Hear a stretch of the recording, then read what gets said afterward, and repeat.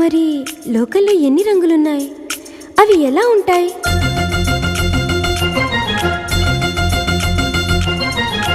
బుగ్గ మీద వెచ్చని సిగ్గు వచ్చినప్పుడు దానిని అడుగు, ఎర్రదనం అంటే చెబుతుంది.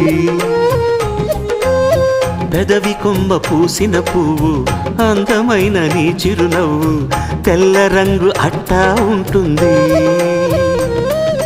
నీలో నిలువున పులకలు రేగిన వేళ నువ్వే పచ్చని పైరువు అవుతావమ్మా. దిగులు రంగే నలుపు అనుకో, ప్రేమ పొంగే పసుపు అనుకో. భావాలను గమనిస్తుంటే ప్రతి రంగును చూస్తున్నట్టే, చూపులు ఎవరివైనా చూపించే లోకం ఒకటి. నేస్తమా ఇద్దరిలో